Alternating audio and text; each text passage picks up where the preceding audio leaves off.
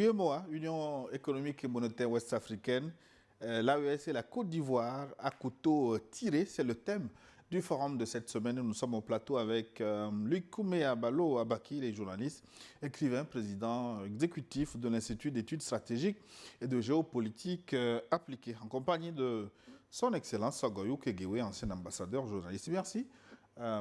Chers consultants, de rester avec nous pour cette seconde partie où nous aurons essentiellement à répondre aux questions des téléspectateurs qui nous écrivent via WhatsApp, mais aussi sur les réseaux sociaux. Le numéro WhatsApp, je voudrais vous le rappeler, plus 228 96 08 43 43 pour nous écrire, quelle que soit votre opinion, mais dans le respect. Bonjour Gilles, salut les deux panélistes pour leur éclairage. Les mêmes causes produisent les mêmes effets, surtout dans les mêmes conditions quand ils avaient refusé la présidence du G5 Sahel au Mali. Vous avez vu, ils ont quitté le G5, est mort. Le cas d'espèce, les pays de l'AES doivent démontrer leur solidarité en sortant de l'UEMOA en cas de refus au Burkina Faso de présider l'institution. Je suis Dangourbe Passalé Sylvestre depuis le Tchad. Merci Sylvestre. Et puis Luc, vous l'avez évoqué, le cadre du G5 Sahel. Tout à fait. Maintenant, il se dit que les présidents des pays membres de l'UEMOA vont se réunir pour plancher sur la question. Que vont-ils dire Que les pays de l'UEMOA vont se réunir? Oui, les présidents. Les présidents, qui se réunissent et on va voir s'ils vont appliquer leur texte. Il n'y aura rien de nouveau. Ce qui s'est passé avec les ministres se passera avec les présidents. Guinée-Conakry, l'ancien Traoré, notre cher ami, est avec nous aujourd'hui. Bonjour le plateau, bonjour mes confrères, auditeurs du monde entier. Pour commencer, je dirais, d'après mes remarques, la gestion de l'UEMOA est une photocopie conforme à la gestion de la CEDEAO. Sinon, les institutions ont leurs principes en tandem avec les dirigeants africains, mais si ce sont les valets locaux qui décident de parrainer la condescendance des actes ignobles des métropoles pour freiner l'élan de la souveraineté, alors c'est incroyable. Ils craignent de la sincérité et de la cohérence des dirigeants de l'AES qui défendent l'Afrique dans ces combats politiques, sociaux, économiques. Bientôt, il y aura une fraction ou clivage au sein de l'UEMOA à l'image de l'AES. Bon dimanche à vous. C'est l'ancien Traoré du village de Sékou Touré Farana, Guinée-Conakry. Bonjour Gilles. Mes salutations à tes invités. Je suis Amani de la Côte d'Ivoire.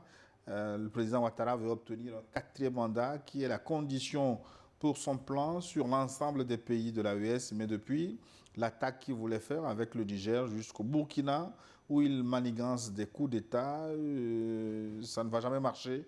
Il a échoué d'abord. Les véritables Ivoiriens ne vont jamais accepter ce 4e mandat. Merci à vous et bon dimanche. Merci, cher ami Amani de la Côte d'Ivoire. Je vais vous relayer ce message de la France qui nous écrit. C'est Luc. Vous avez un homonyme sur le plateau. Bonjour, New York Forum. Bonjour Gilles et son Excellence l'ambassadeur. Bravo pour la qualité de vos analyses et votre clarté pédagogique. C'est Cyril depuis Paris. Ah oui, Cyril et non Luc. Okay. Cyril, c'est plutôt mon grand frère. Ado apparaît clairement comme celui qui tire les ficelles à la tête de la CEDEAO et de l'UEMOA. L'AES a déjà mis en lumière les failles de la CEDEAO, ce qui a considérablement affaibli l'organisation. Ado redoute-t-il que l'UEMOA subisse le même sort, se demande notre cher ami Cyril qui nous écrit de la France. Bonjour New World Forum, c'est la première fois que lui nous écrit. Bonjour le plateau, bonjour Luc Abaki. Je voudrais dire que l'ambassadeur a fait des sujets de l'AES ses sujets favoris. La dernière fois, l'ambassadeur a fui le débat sur le Togo. Pour cela, je remercie Luc pour sa franchise. Ce que je voulais demander est que pourquoi la bouteille de gaz coûte près de 10 000 au Togo et 5 000 au Burkina Faso, par exemple. Est-ce que les gens qui réclament cela sont-ils payés par la France pour manifester? On passe à Léopold Kotor. Bonjour Gilles, je salue avec beaucoup de respect mes deux décrypteurs de la géopolitique africaine et internationale. L'AES, c'est l'espoir de l'Afrique de l'Ouest.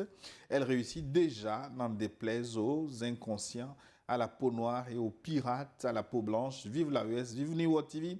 Salutations spéciales à Gabin Adjaro pour ses analyses pertinente des 2 dernières semaines. Bon dimanche au docteur Guillaume qui anime les regards croisés. Bon dimanche à mes co-téléspectateurs de New World Forum.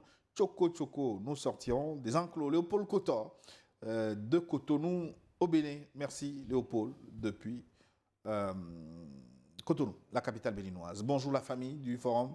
Toutes mes civilités, salutations fraternelles depuis le Mexique. C'est Walker Ngamokuba Botielabe. Joli nom, j'aime bien le prononcer. Walker Ngamokuba Botielabe. Merci beaucoup pour cet éveil des consciences africaines que vous faites. Pensez-vous que les autres pays membres de l'UEMOA accepteront qu'un pays de l'AES assure la présidence tournante de cet organe? N'oublions pas, cet organe est tenu par Emmanuel Macron. Ah bon, carrément, pour lui. Botielabe. Bonjour Gilles, bonjour Luc, bonjour le plateau et grand bonjour à notre père de tous les temps, l'infatigable cher Sogoyou. Et chapeau à New World TV pour votre soutien sans condition à la lutte de la libération de l'Afrique. Je pense que la Côte d'Ivoire a beaucoup d'intérêt à gérer ces multiples problèmes qu'elle vit actuellement. Vive une Afrique libre et prospère. C'est Mamadou Samake de Mali. Merci. Mali. Annie Sogoba. On continue. Bonjour Gilles, à mon papa, Sogoyou Kegewe, c'est pas Gegewe, c'est K Kegewe. Et mon oncle Luc, vraiment, vous êtes des champions, vous avez touché là où ça fait mal, vous allez devenir les terreaux pour la France. Si le Burkina prenait la gouvernance de l'UEMOA, il rapatriera les machines de fabrication de CFA en Afrique. La France ne sera plus dépositaire du CFA et alors la France a peur de l'indépendance financière de l'Afrique avec le Burkina surtout, qu'il est porteur de cette idéologie, avoir une Afrique libre, gouvernée par les Africains et financée par les Africains dans ce cas où sera la place de la France en Afrique. C'est Traoré dit l'Afrique libre. C'est Josué Taz qui nous écrit à Barkwasi. Merci beaucoup. Alors, cette question me vient à l'esprit. Si j'étais la France, est-ce que je n'aurais pas délocalisé au moins pour faire semblant l'usine de fabrication du CFA en Afrique? Pourquoi continuer après tant de critiques Non, mais Gilles, tu parles comme si c'était à la France de décider de quoi que ce soit concernant le franc CFA. En réalité, il y a des paravents. Il y a des chefs d'État de notre sous-région. C'est à eux de dire, bon, écoutez, même si nous devons toujours continuer avec le franc CFA, bon, il y a un certain nombre de réformes qu'il faut être... Et je crois que l'inquiétude, justement, de cette dirigeance, c'est de voir le Burkina Faso prendre la direction de cette institution, puisque le Burkina Faso, c'est un État, en tout cas, a un régime réformiste à tout point de vue. Et donc, il est clair que pendant 2 ans, je ne vois pas un Ibrahim Traoré en train de traîner avec le même système de gouvernance de l'UEMOA où il y a une certaine rigidité, etc. En attendant de sortir justement du franc CFA, je suis convaincu que sous le leadership d'un Ibrahim Traoré et de son ministre de l'économie et des finances, ils vont nécessairement négocier ou envisager... Ce n'est pas le président qui décide... Qui risque de ne pas arranger les intérêts. Est-ce que le président décide, un pays peut décider de lui tout seul de sortir du français? C'est pour ça que je dis d'initier. Donc, il va. Vous savez que il peut initier, mais si les autres ne sont pas d'accord. Tant mieux, justement, mais au moins il y aura un discours autour. Vous savez que le président Traoré, c'est un grand orateur, Lorsqu'il initie des choses, il l'expose à la place publique et du coup, ceux qui sont là à tirer les ficelles, ça ne va pas les arranger du tout. Hein. Délocaliser la fabrication du CFA en Afrique. Mais Gilles, finalement, toi-même, excuse-moi, tu n'es pas sérieux. Donc, on va venir fabriquer le CFA chez vous pour que vous appreniez même à le fabriquer, ou du moins pour que vous voyiez comment on le fabrique. Mais c'est le CFA qui fait de chaque président français qui passe à l'Élysée un véritable empereur des Noirs. Et quelqu'un va te laisser ce pouvoir. Si la France voulait délocaliser, elle a beaucoup d'industries. On aurait aujourd'hui délocalisé des usines Renault, Peugeot, fabrication de pièces, avoir des fournisseurs, agrandir le marché. Mais on n'a jamais fait ça, parce que ce serait un transfert de technologie. Les Russes sont aujourd'hui en train de vouloir implanter des centrales nucléaires civiles au Mali et au Burkina. Pourtant, en matière d'atomes civils, on ne fait pas mieux que la France. Même s'ils ont vendu les bijoux de famille, ils ont voulu, à force de corruption, pris toutes ces industries de pointe pour donner aux Américains. Donc la France ne peut jamais envoyer chez des singes noirs quelque chose qui puisse aider ces singes à ouvrir les yeux. Ce n'est pas possible. Mais cette affaire centrale civile, peut-être que je convoquerai le sujet dans notre forum un de ces jours, parce que ça peut servir de prétexte aux impérialistes pour venir bombarder ces pays. Oui, bombarder quoi? Les centrales civiles? Non. Non, pourquoi on va bombarder? Les centrales seront sous couvert de l'AIEA, c'est-à-dire que l'agence de contrôle nucléaire. Il n'y a aucun problème. Et les pays, en tout cas pour le moment, n'ont aucune envie de faire... Et pourquoi l'AIEA ne contrôle que certains pays? Pourquoi l'AIEA ne contrôle pas tout le monde? Parce que le monde est divisé en des dieux. Il y a les dieux en haut et il y a les humains en bas. L'AIEA contrôle les hommes, mais les dieux qui sont en haut, l'AIEA ne peut même pas, non seulement elle ne contrôle pas, elle ne peut même pas dire une seule phrase sur leurs industries nucléaires et les bombes qu'ils fabriquent à tour de bras. L'AIEA ne peut rien dire. Qui a mis en place, c'est comme la Cour pénale internationale. Vous n'allez pas être étonné qu'une cour comme ça ne juge pas les Américains, voilà. Donc, tout homme épris de justice aujourd'hui appelle de tous ses voeux l'arrivée d'un monde multipolaire, qui n'est pas des dieux, des surhommes, et en dessous des sous-hommes, les Untermenschen, comme disait Hitler et sa bande, les Untermenschen. Mais est-ce qu'on n'a pas fait un pas supplémentaire vers ce monde multipolaire avec la résistance de l'Iran devant Israël finalement, l'Israël a été tenu en échec. Mais d'abord, avec la mise en place des BRICS, c'était déjà un processus de multiplication des pôles. Voyez. Et donc aujourd'hui, il est clair que même les États-Unis sont en difficulté. Leur leadership mondial, toute l'aura qu'ils avaient répandue, mais ils sont obligés de réfléchir, puisqu'il y a les BRICS. Et puis, comme vous l'avez dit, ce que l'Iran a fait en Israël, mais ça a démystifié tout. Tout le mythe qu'il y avait autour, justement, du peuple hébreu et l'Israël comme voilà, une référence en matière d'armement, avec leurs boucliers, etc. Aujourd'hui, tout est tombé.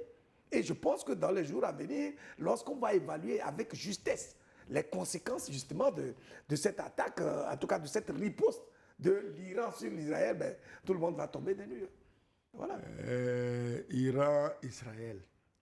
Tant que Israël lutte pour sa survie, parce que c'est un petit pays quand même perdu dans l'immensité des grands pays arabes. Oui, que j'ai l'honneur de visiter. Ce qui fait que tant que Israël lutte pour sa survie, le bon sens veut que tout le monde le soutienne. Mais maintenant, quand c'est Israël qui met en danger la survie des autres qui n'ont rien fait, ils sont chez eux, bon, lui il vient bombarder, il tue les dirigeants, il tue les scientifiques. Bon, là, il n'est plus en situation de légitime défense et il n'y a pas de raison qu'on le soutienne. Ils ont sous-estimé l'Iran. Est-ce que les autres n'avaient pas tort aussi parce qu'ils ne tiennent pas leur langue? Est-ce qu'ils ont besoin de claironner tous les jours qu'ils vont faire disparaître Israël? Bon, je ne les ai jamais entendus dire ça. S'ils l'ont dit, c'est dommage, c'est regrettable. On ne peut pas se fixer pour objectif de faire disparaître l'autre. Ce n'est pas possible. Comme objectif, ce n'est pas humain. Mais moi, je ne les ai jamais entendus dire ça. Ah bon? Par contre, aller bombarder Téhéran, ça se fait tous les jours, tout le monde voit. On ne se cache pas. Avant d'aller, les Américains avec leurs bombes perforantes, on a beaucoup parlé, on va aller les détruire, Fordo, Tabriz, gna gna gna. Bon, eux, ils le disent, ils le font. Bon, l'autre aussi a le droit de temps à autre de dire pour faire un peu peur. L'Iran a surpris. Et puis, j'ai fait une recherche sur cette histoire-là. Vous savez, il y a une leçon même à tirer. Depuis 40 ans, l'Iran est sous embargo. Voilà. Et vous voyez, les dirigeants iraniens ont eu cette intelligence d'investir énormément dans la formation des ingénieurs. Aujourd'hui, l'Iran est le 3e pays au monde en matière de fabrication des ingénieurs par an. Et donc, ces ingénieurs-là ont été tout simplement déployés, mais pour fabriquer les armes les plus sophistiquées auxquelles personne ne s'attendait. Voilà pourquoi nous pensons que dans nos pays ici, si on veut sortir de cette vie serve dont nous souffrons autant, Il faut regarder le secteur de l'éducation. Il faut favoriser la recherche. Nos chercheurs ici, lorsqu'ils font des recherches, leurs recherches sont destinées à des causes purement académiques. Et en plus, leurs mémoires, leurs thèses sont rangées dans les tiroirs. Ça ne sert absolument à rien. La chance de l'Iran, c'est d'avoir d'abord été sous embargo et surtout d'avoir été sous-estimé. C'est ça qui faisait que les Israéliens et les Américains croient que bon, de temps en temps, on se paye une balade, on tue un président, on tue 10 scientifiques, 3 généraux, et on revient boire un peu de champagne à la gloire de nos armes. Mais les armes, il faut faire attention. Aujourd'hui, on ne sait pas qui a quoi. Ce que l'Iran a, personne ne sait. Donc, à un moment donné, ils ont dû s'arrêter et l'Iran a à mettre des cartes. Fermer le détroit d'Ormuz seul est une carte planétaire qui va chambouler toute la planète. Donc moi, je crois que chacun doit revenir à lui-même, être un peu plus courtois les uns envers les autres. Mais pendant ce temps-là, on oublie l'Ukraine à son sort. On referme la parenthèse, on revient à nos téléspectateurs. Bonjour, Monsieur Gilles. Je sais que vous savez parler de l'Ukraine à chaque fois. Non, là, je suis en train de faire les corrections là-bas. Bonjour. L'Ukraine est en train de faire une guerre pour enrichir des gens. C'est-à-dire que quand on envoie des milliards à Zelensky, il partage ça avec des dirigeants européens. Et ces dirigeants européens s'enrichissent tellement vite qu'ils disent non, la guerre doit continuer. Excellent. Est-ce que vous avez les preuves de ce partage? Est-ce que vous avez les preuves de ce partage? Zelensky a dit, vous dites que vous m'avez envoyé 177 milliards, moi j'en ai reçu seulement 77. Où sont allés les 100? Oui, mais ça, personne ne sait. Donc, où sont allés les 100? On sait que c'est tombé dans les poches de quelqu'un ou de quelques-uns. De certains. Ça peut être vous, ça peut être Luc aussi. Bonjour Gilles. Il n'y a pas besoin de centaines de milliards de dollars. Bonjour Gilles. Les invités formidables, mon papa l'ambassadeur, le grand frère Luc Abaki, lui et moi, que la terre lui soit légère. Ces gens qui disent qu'on doit faire les changements à l'intérieur, qu'ils viennent nous expliquer maintenant comment cela est possible. Pour les autres pays qui restent stoïques, ils sont simplement complices. Sinon, comment c'est possible ce genre de comportement et les autres restent muets? À mon avis, ils veulent juste faire une opération de tout rager. La logique est simple. Si on ne peut plus contrôler, on ne va pas leur laisser utiliser notre propre instrument contre nous. Alors, on la détruit tout simplement. Si le Burkina prend la présidence de l'UEMOA, ça va faire très mal. On ne va pas se permettre cela. Ça me fait rire quand les autorités ivoiriennes évoquent la question de l'instabilité, alors qu'il y a des sièges là-bas. Je me demande si l'UEMOA a un soldat au Burkina pour sécuriser ces sièges. Ah ben ouais. Quelle hypocrisie. Djibril Sissoko, citoyen de l'AES résident en Italie. Voilà, c'est un aspect qu'on n'avait pas évoqué. Le siège de l'UEMOA se trouve justement à Ouaga. Vous voyez ça? Donc, et aujourd'hui, on parle d'insécurité. Pour finir aujourd'hui dans la sous-région, quel pays est en sécurité 100%? Le Niger est la plus grande puissance, malmenée par Boko Haram, matin, midi, soir. Qui, finalement, est en sécurité absolue? Il faut arrêter ces nègreries là. Il faut arrêter tout ça. 227, c'est le Niger. Bonjour New World TV, nous suivons chaque dimanche avec beaucoup d'intérêt le débat sur votre plateau. Nous saluons la pertinence, la clairvoyance avec laquelle vous abordez tous les sujets et sans tabou. L'UEMOA a toujours été et est actuellement un instrument d'esclavage pour les 8 pays. L'AES ne devrait même pas participer à cette réunion, mais nous avons compris que c'était pour les esclaves de salon devant les faits accomplis. L'AES n'en a pas besoin car bientôt nous allons la quitter. Adieu CEDEAO, adieu l'UEMOA et adieu le franc CFA. Vive le Sahel. Ibrahim Balé depuis Tibéri au Niger. Ils sont nombreux. Je prends ce message du Mali. Bonjour à vous, Plateau. Bonjour, tonton Sogoyou et tonton Luc, ainsi qu'à vous, Gilles. Merci à vous d'être le repère de nous, les jeunes, en déperdition. Le chien aboie, la caravane passe. Avec ou sans eux, l'Afrique s'en sortira. Puissent les ancêtres et Dieu veiller sur vous. C'est Anis dit Augustin Samboro, depuis le pays d'Ogon, au Mali, dans l'AES. Oui, Excellence a un tissu de Dogon, il le rappelle. Bonjour le panel sur la thématique en discussion sur la chaîne. Merci les invités. Oui, nous nous acheminons à grands pas vers une dévaluation du franc CFA avec ce que cela coûterait pour la zone. C'est regrettable pour nos présidents qui sont à la merci de la France qui se trouvent dans de sérieuses difficultés après leur départ précipité des pays de l'AES. En tout cas, le vent de l'AES ne va pas s'arrêter. Les futures victimes se connaissent et ils ont tous peur. Emmanuel à côté depuis le 242. Il évoque une possible dévaluation du franc CFA pour les citoyens de la CEDEAO qui tirent déjà le diable par la queue, le singe par la langue.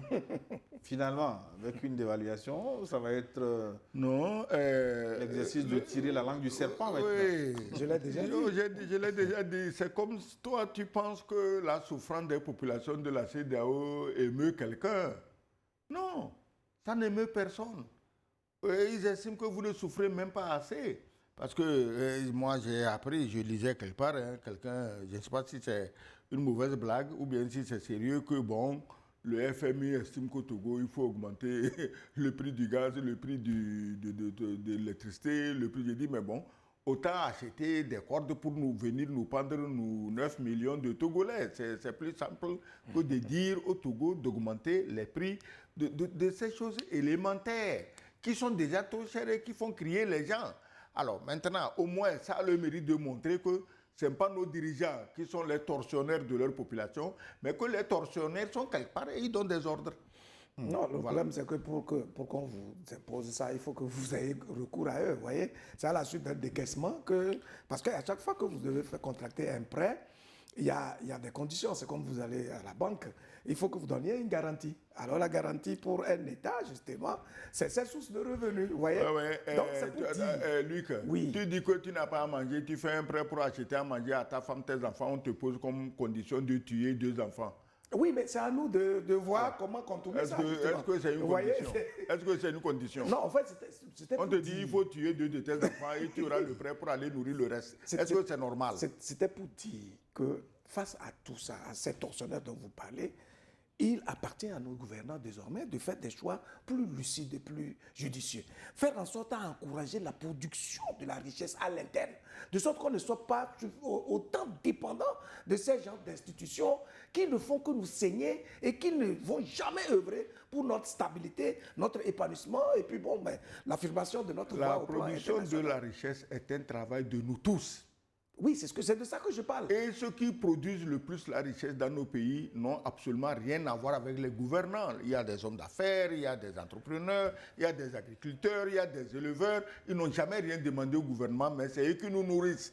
Donc, produire la richesse ne veut pas dire être à la mamelle du gouvernement, non. Non, c'est pas ce que ça veut dire. Attendez, je vais mieux creuser ça. C'est une question d'écosystème sociopolitique. Oui, je suis d'accord. C'est une question de il faut manager. Voilà, il faut manager. Vous savez, les choix politiques ont un impact direct sur le quotidien du citoyen. Voyez. Donc, si vous voulez, par exemple, promouvoir l'agriculture, ça veut dire que vous devez mener une politique qui permet aux citoyens, même à l'étudiant, à l'ingénieur, qui sort de l'université, que l'intérêt pour lui de contribuer pour la vie de la nation, c'est d'être un bon un ingénieur qui travaille pour la création de la richesse. Oui. C'est de ça qu'il s'agit en fait. Il s'agit des orientations qui canalisent l'esprit des citoyens. C'est de ça que je parle. Et quand je le dis, ce n'est pas pour le Togo seul, c'est pour l'ensemble de nos pays qui sont autant dépendants de ces puissances occidentales, de ces instruments mis en place à la suite justement de la Deuxième Guerre mondiale pour contrôler l'économie du monde, en tout cas l'économie des pays d'Afrique. Pour l'agriculture, tu connais mon point de vue, je suis tout à fait de ton avis que l'agriculture qui détermine ce que nous mangeons ne doit pas être laissée au hasard parce que le ventre affamé n'a pas d'oreille. C'est un scandale que dans nos pays, on continue d'importer du riz de Chine, de Thaïlande, du Vietnam, du Pakistan, ces pays qui de temps à autre nous envoient du faux riz en plastique qu'on mange et on meurt, alors que nous avons des terres pour produire assez pour nous nourrir et exporter. Il faut vraiment, je l'ai dit ici, il y a des investissements sérieux qui ont été faits dans l'agriculture, mais c'est le résultat qui est invisible. Il faut rendre visible le résultat et rendre l'agriculture attrayante et que l'expression compétent ne soit pas l'injure suprême contre nos jeunes. Voilà. Le riz en plastique. Nous y sommes. Les gens en parlent régulièrement, mais bon, je n'en ai pas encore rencontré. Tu vas rencontrer, ne t'en fais pas. Parce que toi, tu connais. Est-ce que le plastique ne coûte pas plus cher que le riz? C'est du plastique jeté. En Chine, c'est autre chose. Et puis, c'est du plastique jeté. Bonjour Gilles, mes respects à papa Kegewe et big up au frère Abaki. C'est Abdourahman Abdul Kadri depuis Istanbul. Ah oui, en Turquie, je suis sahélien du Niger. On vous écoute partout, hein, du Mexique, Oui, bien sûr. de Turquie, de Chine, C'est des intéressant. Émirats Arabes Unis, Burundi. Vous êtes citoyen du monde. Hein. New World prend de l'ampleur et c'est intéressant. Au fait, je n'ai pas étudié la finance, mais je pense que le dromadaire, qui se dribble lui-même, empêche la présidence burkinabé pour quelques raisons. Un, le Burkina aura la gestion des flux de la monnaie qui entre et sort dans l'espace UEMOA, donc il y aura un contrôle des suivis des séries de billets qui auront été déployés au terreau, et surtout la preuve tangible de ceux qui les financent. Deux, le dromadaire se verra restreint de son pouvoir sur le contrôle de masquer les billets qui seront destinés au terreau. 3. Oui, le dromadaire est je censure tout simplement. Merci pour tout ce que vous faites pour l'éveil des consciences et prenez soin de vous. Merci, mon cher, depuis Istanbul. Oui, s'il se permet, enfin, je vais relire ce message après pour censurer ce qui doit être censuré. Oui, parce qu'il ne faut pas tout lire, il faut parfois écrire dans le respect des uns et des autres. Bonjour à tout le plateau, un bonjour spécial à monsieur l'ambassadeur aussi, à tonton Luc. Merci à vous, monsieur Gilles, pour le thème. Il faut que les gens comprennent que les vieilles méthodes sont caduques et il est nécessaire de réinventer notre mentalité. C'est sûr que Paris ne va pas donner son quitus pour un interlocuteur comme eBay qui va faire échouer ses plans pendant 2 ans. Longue vie à tous les présidents de l'AES et longue vie à tout le monde du plateau. Longue vie à New World TV. Paul Tapsoba au pays des hommes intègres, le Burkina Faso. Beauté. Agile et à toute l'équipe de New World TV, mes hommages respectueux à Papa Sogoyou et à Tonton Luc. La véritable inquiétude ne vient pas des peuples africains, mais bien de ceux qui contrôlent encore le CFA depuis l'ombre. Aujourd'hui, 14 pays dits indépendants sont pourtant incapables de battre leur propre monnaie ou d'en définir la valeur sans l'aval du Trésor français. Cela montre à quel point cette dépendance monétaire freine toute souveraineté réelle. Prenons un exemple frappant. En 1994, le CFA a été dévalué de 50% du jour au lendemain, sans consultation populaire, plongeant des millions d'Africains dans la pauvreté du fait de la hausse brutale des prix des produits importés.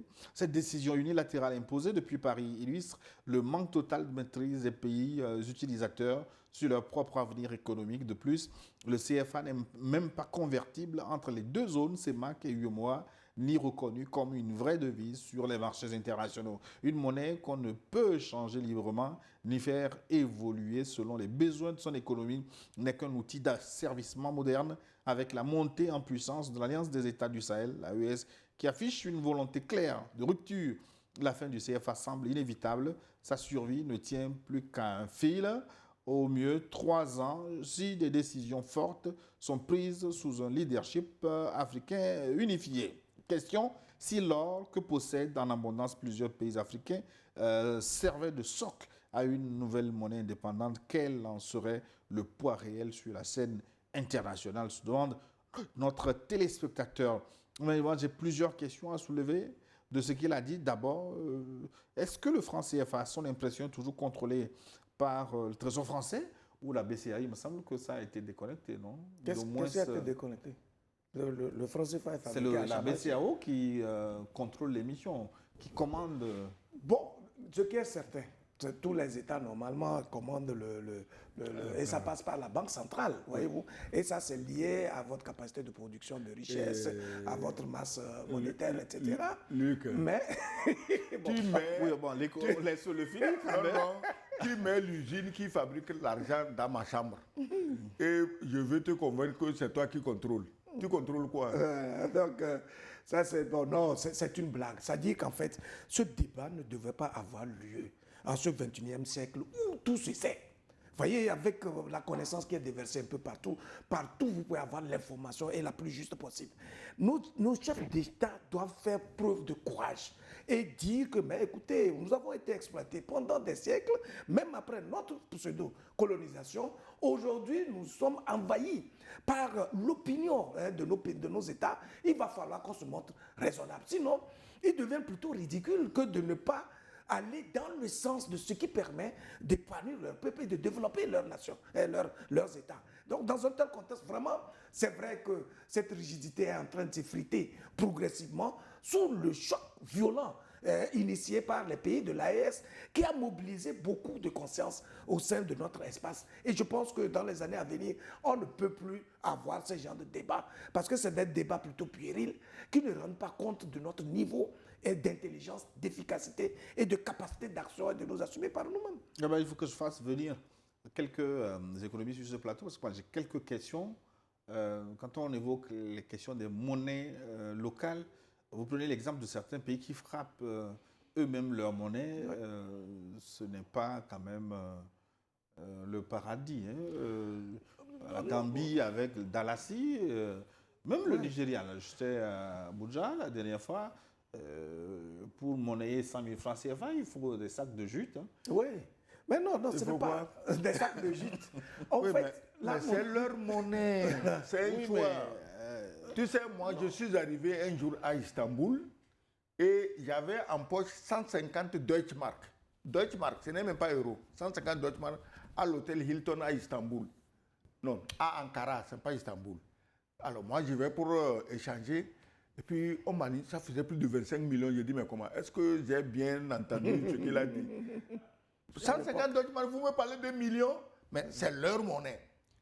Le yen japonais, il ne vaut pas des milliers en CFA.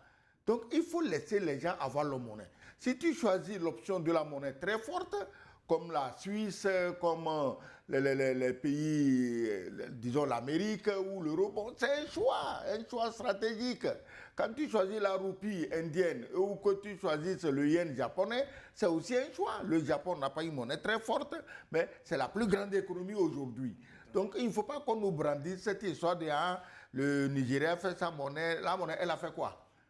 Après la guerre, là, en Allemagne, il fallait une brouette d'argent pour aller acheter un morceau de pain. Est-ce que les Allemands sont morts? Ils ne sont pas les plus forts aujourd'hui. Il faut passer par quelque part pour s'affermir, pour se donner la force d'exister dans le futur. Donc, la Gambie, tu parlais de la Gambie, c'est un bon exemple. Quand un si petit pays comme ça a sa monnaie, dis-moi pourquoi l'UEMOA n'a pas sa monnaie. Et pourquoi les gens sont sceptiques quand on dit que l'AES va avoir sa monnaie. Plus de 2 700 000 km², plus de 70 millions d'habitants. Non, le fond de ma question, mais non, ceux qui ont leur propre monnaie, est-ce qu'ils sont plus prospères? Non, en fait, c'est leur monnaie, c'est leur indépendance, leur liberté, c'est leur monnaie. Point tiré bas. L'enjeu du développement est lié à la capacité de production de la richesse nationale. Vous voyez, ce n'est pas parce que vous avez votre propre monnaie que du coup, vous allez fabriquer des tonnes d'argent à diviser. Vous allez créer l'inflation, ce qu'on appelle l'inflation. Donc, la monnaie est toujours fonction de votre capacité de production. Est-ce que vous avez des industries? Est-ce que vous avez suffisamment structuré votre économie de sorte que la population à la base soit de vrais contributeurs en matière de création de la richesse nationale? C'est ça qui permet justement le développement. Ce n'est pas la monnaie en elle-même. Mais en fait, c'est un instrument de souveraineté qu'il faut avoir et maintenant le gérer en fonction de vos potentialités. Ce n'est pas pour rien qu'un pays comme le Burkina Faso ou le Mali commence à stocker de l'or. Parce que c'est avec de l'or que vous allez commencer à avoir des garanties quand vous voulez créer justement de votre monnaie, etc. Ben, vous me paraissez plus économiste que je dis. Bon, ben, c'est avec le bon sens. On n'a pas cette prétention-là. Voilà. Bonjour à nos deux invités respectés. C'est M. Salis Mama Abdoulaye depuis Anvers, en Belgique. Politiquement, est-ce que le président Ouattara pense à l'avenir et au sort de ses petits arrière-enfants? C'est une interrogation, je ne la comprends pas. Mais bon, c'est relayé, Salis, Maman Abdoulaye. Merci de nous suivre depuis Anvers. Bonjour New World, bonjour spécial à papa, ambassadeur, Monsieur Gilles et Luc. La soumission de Ouattara à la France à tout coup détruira à tout coup détruira la sous-région. Regardez le Syrie ghanéen depuis le nouveau président. Voilà. Et nous autres, CFA, ils veulent le contrôler afin de pouvoir continuer le financement des guerres et du terrorisme. Nous allons changer le siège social en magasin de stockage de ciment pour notre Burkina Faso. C'est une phrase que j'ai toujours lue sur les réseaux sociaux depuis hier. Oui, le Ghana... C'est ça, Maya, depuis New York. Le Ghana est un bon exemple. Il a suffi que le nouveau président, John Mahama, arrive, prenne le contrôle du commerce de l'or et le CID a bondi à 60% du dollar par rapport à avant son arrivée. Voilà, c'est pour te dire que des pays africains aussi peuvent gérer leur monnaie. Qu'on ne nous fasse pas croire que si vous n'êtes pas arrimé à un système colonial, vous ne pouvez pas avoir une monnaie viable. Ce n'est pas possible, ça. De la même façon qu'il n'a pas été facile pour plusieurs pays aujourd'hui, des puissances nucléaires, de le devenir, de la même façon que l'obtention de l'indépendance n'a été facile pour aucun pays, y compris les États-Unis, de la même façon qu'il est difficile de changer de banque pour ce qui est d'un compte courant, de la même manière qu'il n'est pas facile de laisser partir sa femme. Il est tout à fait logique que l'AES rencontre des difficultés dans les processus de sortie de la CEDEAO et de l'UEMOA. Mais c'est à eux d'être résilients afin d'obtenir une indépendance totale. J'aimerais bien avoir le numéro WhatsApp de M. Abaki. J'ai toujours trouvé ses analyses pertinentes sans pour autant négliger celles des autres intervenants de l'émission. C'est Elie qui nous écrit depuis Toronto. Oui, Canada. J'avais une question à vous poser par rapport à son développement. Je vais vous relayer ceci. Bonjour à tous. Je crois que pour régler le problème entre l'AES et l'UEMOA, la France doit envoyer un émissaire tel que Robert Bourgi afin d'apaiser les relations. Il ne faut pas oublier que dans ce type de situation, c'est toujours la population qui en pâtit. C'est Bobal qui nous écrit de Mayotte. Oui, la population, c'est de ça que nous parlons. Nous, notre rôle, c'est de rappeler la responsabilité du dirigeant vis-à-vis justement de la vie citoyenne, de la vie des citoyens. Bourgi a déposé les clés. Non, Robert Bourgi, je pense que si aujourd'hui il sort beaucoup de secrets, c'est sans doute parce que, bon, on l'a forcé à avoir sa retraite dans ce métier assez pernicieux. Bourgi ne sort pas des secrets par hasard, il les sort sur commande. Ça dépend de Bourgi, c'est un chien méchant. Si on lui dit va mordre celui-là, il va le mordre, il revient, c'est tout. Il ne sort pas de secret. On lui indique qui il faut mordre et il mord, c'est tout. Bonjour chers journalistes, pour la crédibilité de l'émission, vos chroniqueurs doivent faire preuve de professionnalisme et ne pas faire des déclarations qu'ils ne peuvent pas démontrer. À ce jour, l'UEMOA ne maintient aucune sanction contre les pays de l'AES. Ensuite, votre télé, dans son compte rendu de la réunion du Conseil des ministres, n'a pas évoqué cette sortie des pays de l'AES de la dite réunion. Pourquoi? Enfin, il faut comprendre la réticence des autres pays, pas seulement de la Côte d'Ivoire, à confier la présidence du Conseil à un pays qui affiche publiquement son hostilité au franc CFA et à l'UEMOA, dont le siège est pourtant chez lui. Question de bon sens, c'est Dosso Mebra qui nous écrit de Dakar. Non, donc, je crois que dans un premier temps, nous avons bien dit qu'il n'y avait plus de sanctions. C'est une question que vous avez posée.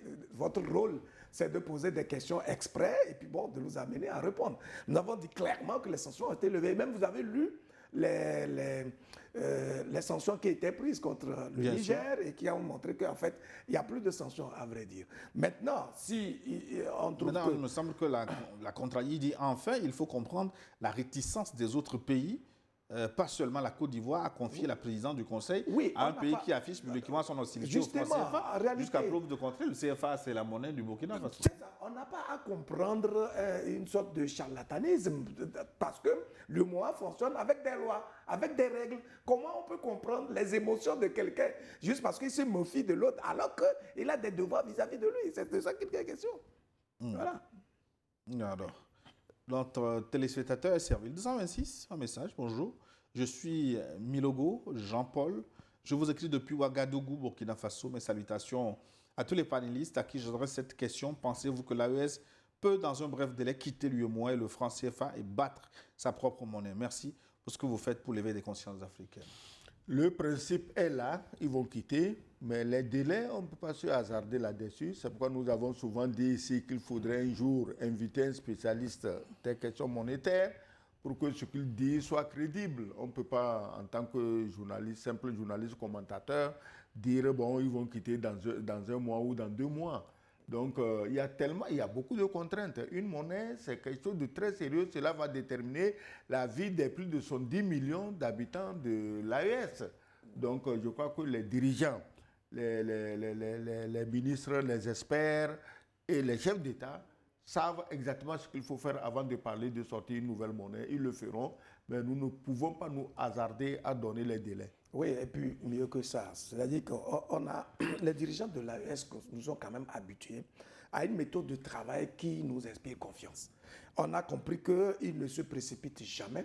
Avant de prendre une décision, surtout d'envergure, ils prennent toutes les dispositions qui doivent entourer justement la décision. C'est pour ça qu'ils ont pris du temps avant de sortir justement de la CEDEAO.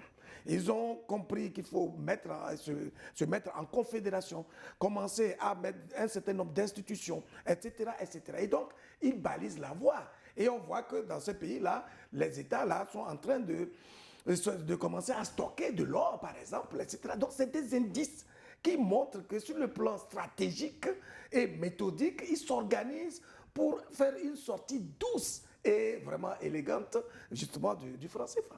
Salut Néo, moi c'est Soumaïla Abarchi, à Niamey, juste pour vous dire merci pour tout ce que vous faites pour l'Afrique, que Dieu vous bénisse. Grâce à votre vision, j'ai remplacé mon décodeur par Néo, que Dieu. Tant mieux. Tant mieux. Merci. Merci. Bonjour, c'est Moustapha Segni depuis le Niger. Le Burkina est le pays des hommes intègres. Si jamais la présidence de l'UEMOA revient au Burkina, tout ce qui est louche ou mauvais sera dévoilé. Et la France et ses suppôts qui nous chiffonnent n'en veulent pas. Et c'est ça que la France et ceux qui nous chiffonnent ne veulent pas. Bon, ben, maintenant que l'institution est à Ouagadougou et qu'il y a brouille, si les pays sortent de l'UEMOA, alors... Non, un siège, c'est juste un immeuble, hein, donc il n'y a pas de problème. Avec des documents. On déplace ça. Ça se déplace tout simplement, il n'y a pas de problème pour ça. On n'oublie pas qu'on avait déplacé le siège de la BAD d'Abidjan à Tunis. À Tunis, voilà. Et après le retour de la Côte d'Ivoire à la paix, bon, je crois que la BAD est revenue tranquillement au bord du lac Ébrié, de la lagune Ébrié. Donc, il n'y a pas de problème. Rien n'est rigide dans la vie. Hein. Bonjour, chers panélistes. Vaillant fils du continent de l'avenir, Ouattara était à l'origine de la création de l'AES. Aujourd'hui, c'est encore lui qui empêche le Burkina d'être à la tête de l'UEMOA. Les mêmes causes produiront les mêmes effets. Pourquoi les autres chefs d'État ne veulent pas réfléchir? De toutes les manières, l'Afrique retrouve sa route à travers les bêtises des impérialistes. C'est Kalgora qui nous écrit de Noche au Togo. Un message de notre ami du Niger. Je voudrais suivre en direct vos émissions. Vous avez la possibilité. Faites votre choix. Vous pouvez nous suivre sur satellite. Vous pouvez nous recevoir en direct cette émission New World Forum sur Facebook, sur YouTube, où bientôt les négociations avancent avec les bouquets de New World TV à Niamey, au Niger, comme c'est le cas au Mali. Et on vous encourage d'ailleurs à vous procurer ce décodeur sur place. Au Mali, oui, au Mali, exactement. Je n'ai pas bien suivi l'émission, je reçois constamment des messages de mise à jour. Malheureusement, la recherche n'a jamais pu démarrer. Je fais comment? Merci beaucoup pour vos efforts. Suivez les instructions qui sont données sur la télévision pour mettre à jour votre décodeur et vous recevrez bien New World TV, New World Info, de même que New World Sport, sur lequel vous pourrez suivre la finale de la Coupe des clubs qui se joue aux États-Unis. Qui va gagner, Luc? Attends, je ne sais pas, qui joue déjà?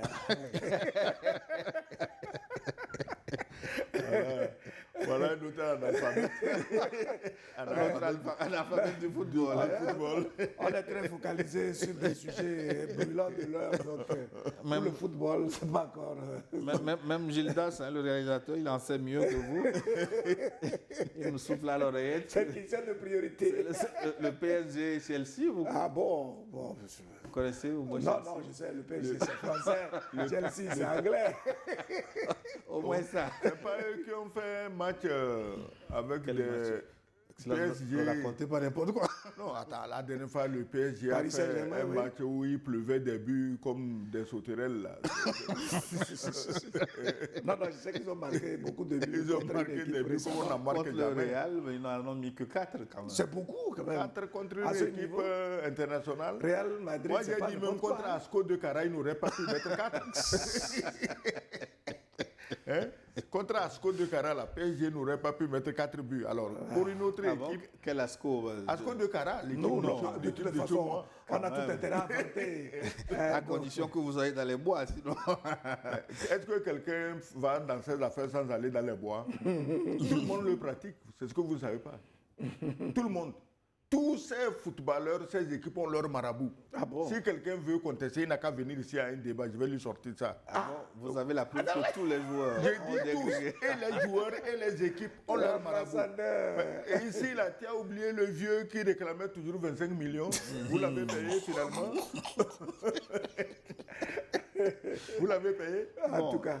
Il paraît que tout ce qu'il dit n'est pas vrai. Non. Et attends, comme il est vieux, seul, personne ne le défend, on le traite de menteur. Sinon, comment un homme de son âge peut mentir gratuitement comme ça? En tout cas. Ce n'est pas avec l'âge qu'on dit la vérité, Excellence. Tant que nous demeurerons Bah, divisés la preuve est là, hein, au sommet de nos États. et livrés à des querelles internes, l'ennemi progresse en silence, mettant en œuvre des stratégies toujours plus subtiles pour nous asservir. C'est dans l'unité, en refusant la domination de l'Occident envahisseur, que nous pourrons espérer une véritable victoire et reconquérir notre dignité. Bonne émission, c'est Begedou, depuis Michin Tove, le village du président de la République. Sa vie de Tove, c'est ça. Ah oui, c'est vrai. C'est juste, c'est pas loin de chez moi. Hein. 30 secondes pour conclure, Luc. Non, c'est de dire que nous sommes un peu malheureux de constater qu'il y a encore des errements, des situations aussi qui nous frustrent et qui nous mettent dans une situation de confusion. Voilà, parce que nos dirigeants se doivent de nous montrer la bonne voie et de se montrer lucides, d'appliquer la loi. C'est à partir de cet exemple-là que les peuples peuvent se discipliner et croire en eux. Mais si eux-mêmes ils mettent en place des institutions avec des principes de gouvernance qu'ils ne sont pas en mesure de respecter, ben, qu'ils ne soient pas étonnés que finalement leur peuple même tombe dans l'incitoyenneté. Merci, Luc Abaki. C'est le tour de l'ambassadeur de prendre la parole, mais je refuse de vous la donner.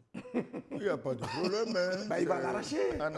En Afrique, c'est toujours comme ça. Hein. Il y en a qui ont la parole, d'autres ne l'ont pas, et puis on va reculons. Non, juste pour en 2 mots dire que le Burkina doit maintenir son cap. C'est celui de la souveraineté, de l'indépendance.